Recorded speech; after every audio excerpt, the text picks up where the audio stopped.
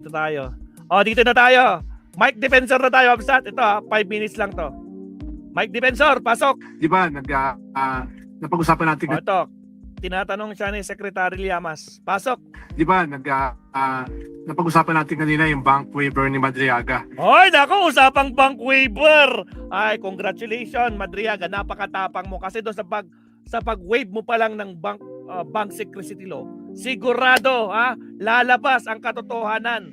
Kanino galing yung mga pumapasok na milyones? Sino nagpadala? Makikita doon kung kanino galing yung mga milyon-milyon. Kaya nga hindi magawa ni Sara yun eh. Hindi magawa ng mga Duterte kasi takot silang mabisto kung kanino galing yung mga pumapasok sa mga bank accounts nila. Baligtad dito sa sinasabi ng attorney niyang si Paulo Salvador Panelo na 2 lang daw ang mapapatunayan ng pag-waive niya sa bank secrecy law. Una, ang sabi ni Paulo, nasa kanya yung account.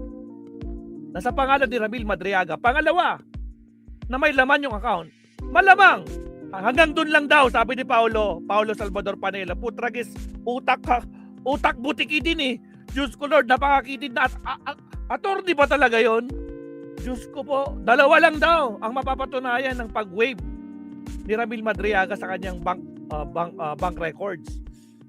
Nasa kanya yon, nakapangalan sa kanya, at yung pangalawa, may laman na pera. Baka nakakalimutan niya.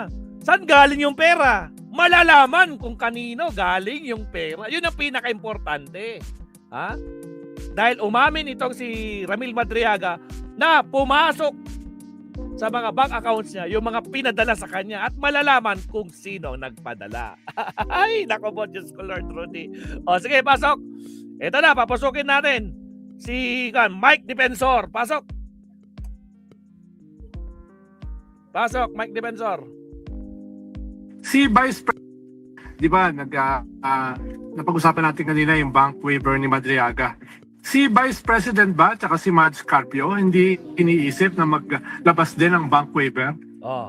Si Sara daw, tsaka si Mads Carpio, hindi ba nila iniisip, mag-waive na rin sila ng bank records para mapatunayan nila once and for all.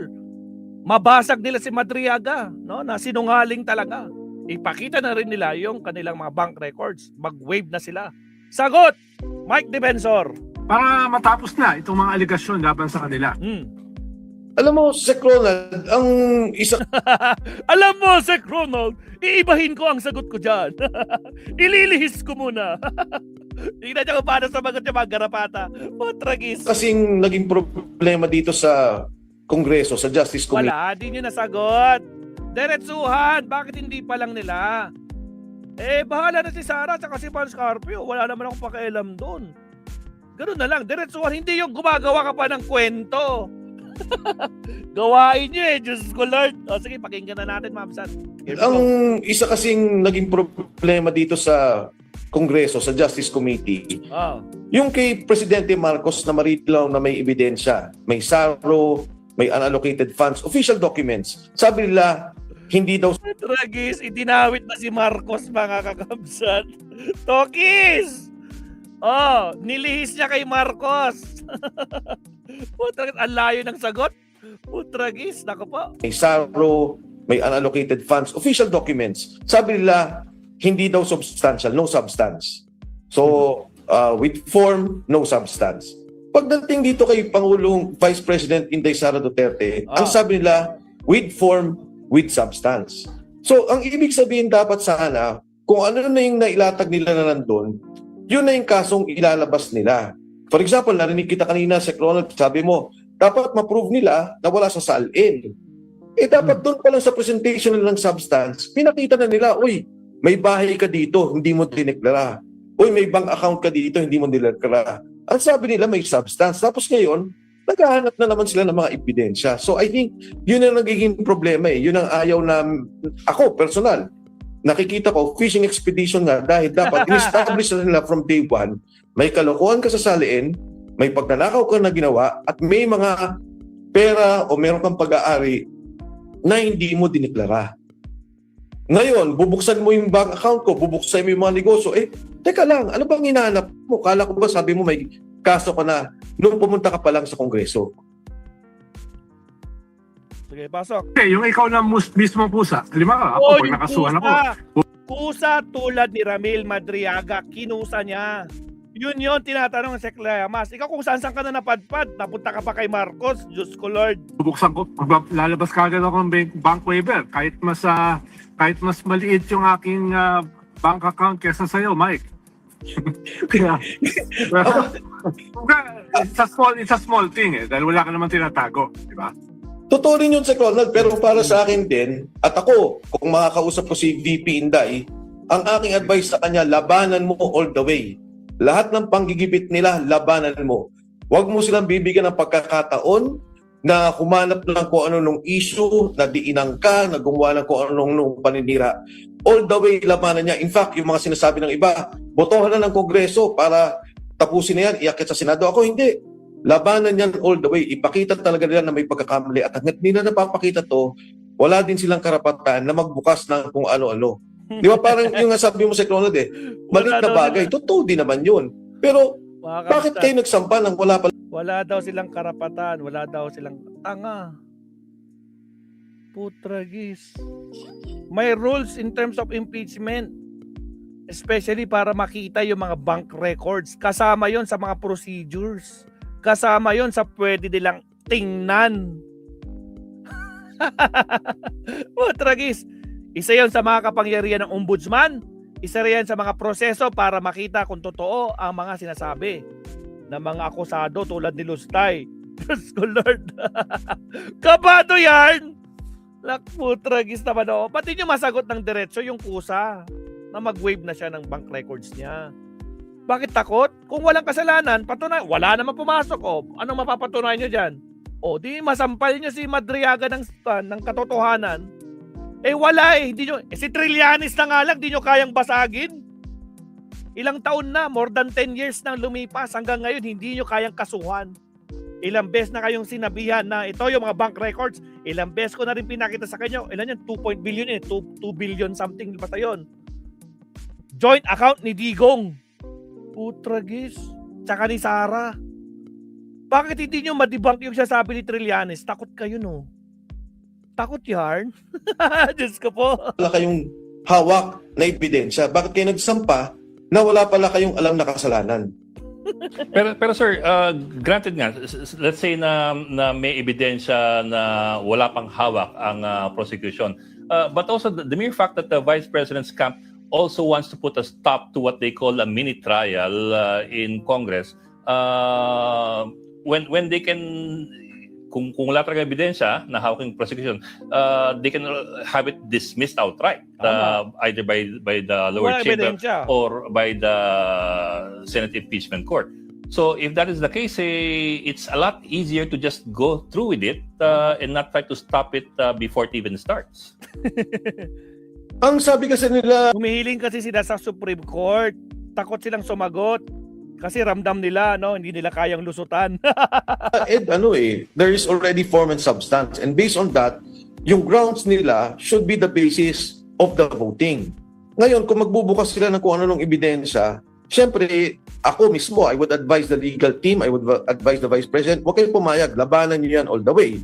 Ngayon, kung ang Kongreso naman, ang pananaw nila, tapos na. Ito na, nakita nila yung ebidensya at naniniwala pa rin sila na talagang dapat magkaroon ng impeachment, then they should vote on it. Pero syempre, mas maganda yung sigurado, yung ebidensya mo, talagang wala nang... Kasi sigurado pagdating na pagdating dyan sa Senado, buksan yung bank accounts, maraming kokontra dyan.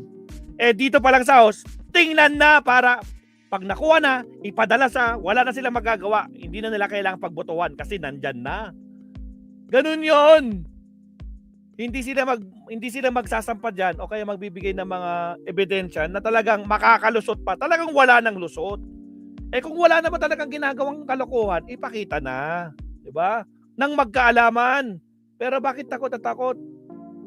Man Scarpio, bakit takot na takot? Bakit si Lustay takot na takot? Pumunta sa Supreme Court, yung asawa niya, pumunta sa Regional Trial Court ng Quezon City. Takot yan. Pinipigilan na ilabas yung mga records. Oh, Diyos ko Lord. Bakit? May tinatago? Ay, Diyos ko po.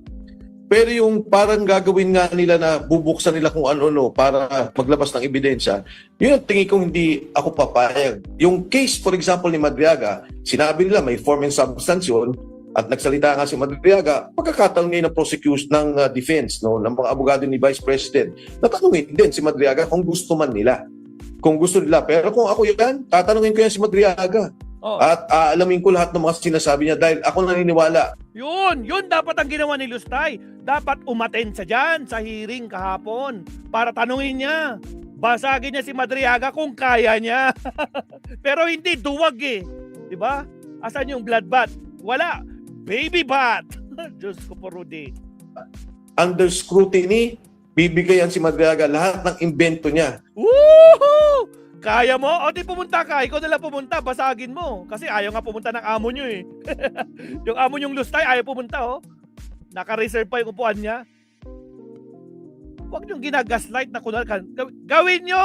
Huwag kayo dakdak ng dakdak. Gawin nyo. Ipagawa nyo sa kanya. Total, sabi nyo, bloodbath, di ba? Putragis. Wala ka. Putang takot na takot.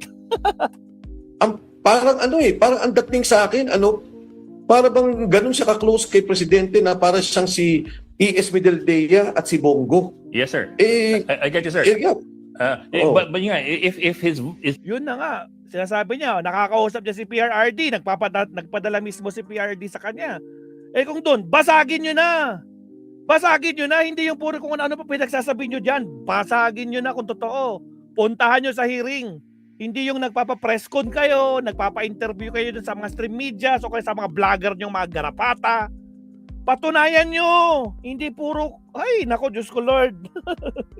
My goodness. O, sige tuloy. testimony is that vulnerable to being shot full of holes, then why not just go through with it and shoot it Bakit full of hindi holes? sila humarap? Oh, Sabi nila, Yun! Bakit hindi sila humarap? Mike Defensor, sa yabang mo, pag ikaw haharap, sabihin mo sa kanila, harapin nyo na, harapin si Madriaga, ipakita nyo yung tapang nyo. Hindi yung puro kayo kaduwagan. Diyos ko Lord, bloodbath? Asan yung bloodbath? Last year pa sinasabi, last year pa sinasabi, bloodbath? Baby bath! Anak ng kamote. Takbo sa Supreme Court, takbo sa RTC. Takot yan. My goodness, puro kasi kayo kayabangan nyo. Diyos ko Lord, wala naman kayo napapatunayan sa dakdak nyo sa stream media, sa mga vloggers. Wala na kasi naniniwala sa inyo. Patunayan nyo sa proper forum. Nandun na nga kayo sa proper forum, di ba? Anong ginagawa nyo? Kinoconvince yung tao na ganito, pero di nyo naman kayang gawin. Dakdak lang ng dakdak ang kaya nyo gawin. Anak kayo ng kamote. Tuloy! sabi mo nga Mike, kung nandun sila, di mas madali nilang hanapan ng butas. Yun, tama! Kung umaten sila. Eh, ang problema, Secretary Llamas, duwag eh. Duwagin nyo eh, duwag. Tragis. Kesa yung hindi sila dadalo. Kasi mulat sa puli, put a stop to it because it's a mini trial. Kung ganun po ang argumento, di talagang you go back to square one and nothing happens. And all the questions stay on everybody's mind. Nako, problemado na si Mike Defensor. Oo nga, no.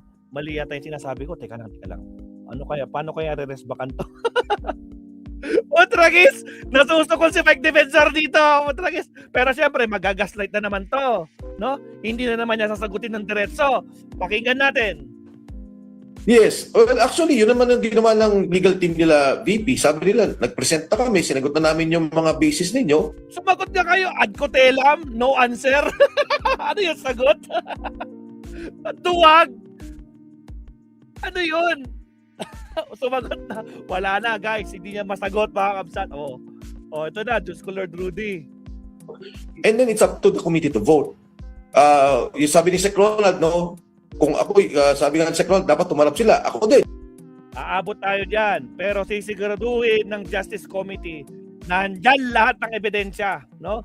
Lahat ng records ilalabas na nila para pag pinadala sa Senado, wala nang isusubpina ang Senado kasi nandun na lahat. Kasi nakikita natin, no? Pagdating sa Senado, malabo na masubpina itong mga records na to ng SALN, bank records. Hindi mangyayari yan kasi maraming kaalyado si Sara. Kaya dito pa lang sa house, makikita na, mahuhubaran na yung amo nyo. Putragis, Diyos ko Lord. Gising! Akala nyo, ano?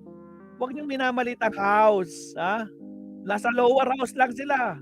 Pero pagdating sa upper house, dala-dala lahat ng ebidensya. Wala nang lusot, kaya taong bayan na ang magsasabi. Nandyan ang ebidensya, magbubulag-bulagan ka. I-acquit mo si Sara, nandyan ang ebidensya, harap-harapan sa'yo. Taong bayan ang huhusga. Malalaman natin kung sino ang totoong senador na para sa mga Pilipino o sinong senador na nagbubulagan para lang sa mga Duterte. Tragis. Diba? Tama kasi Attorney Recto Sabi ng Attorney Recto, tama ang ginagawa ng Justice Committee. Talagang sisiguraduhin nilang nandyan na lahat ng ebidensya bago pa nila ipadala sa taas. Apurado kayo Apurado kayo May utak na ang mga taga-house. Alam na nila gagawin nila dahil sa ginawa niyong mga technicalities. Hindi na maulit yon. Kaya nga humihiling na ngayong kampo nyo Pupunta sa Supreme Court, pupunta sa Regional Trial Court. Pinipigilan yung proseso ng Justice Committee. Paano? Takot! Mabibisto! At aabangan natin next week, AMLAC. Nasumpina ng AMLAC.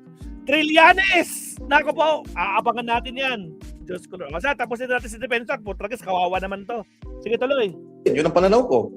Dapat hinarap si Madriaga, kinonfront si Madriaga, at Dapat hinarap. Dapat sinabi mo kay Lustay yan. Sinabi mo sana sa kanya. Huwag mo sinasabi dyan. Sabihin mo kay Lustay yan. Dapat hinarap niya si Madriaga yan kahit magkatabi pa sila. Diba?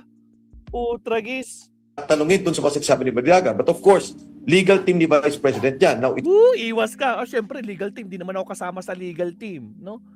Diskarte nila yan. Pero pag ako si Sara, dapat yung ginawa. Dapat sinabi mo. No? Nandyan na si Madriaga, Kaya niyong basagin. Ang problema, baka si Sara mabasag. Sa sangkatutak ng ebidensya. Hindi lang picture, may video pa. Wala na talaga, my goodness. Wala na. Sukul na guys. Tarantang-taranta talaga yung kampo nila. Siya. Kawawa naman itong si Mike Defensor. Diyos ko Lord. Hindi niya kayang depensahan yung amo niya.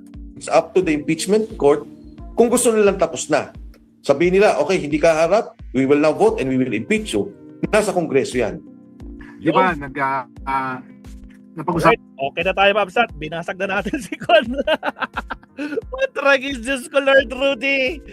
Ay, my goodness, mga Kapsat. Siya. Mag-last topic na tayo, Babsat, kasi mag-alas 7. Tapos, break tayo. Tapos, another live na naman tayo. Pero, mag-prepare tayo ng dinner natin. Pero, mag-last topic tayo, Babsat. Okay, countdown muna tayo. Here we go. Again, sa mga bagong pasok, shout out sa 170 live viewers. Huwag kalimutan mag-like and subscribe. Maraming salamat.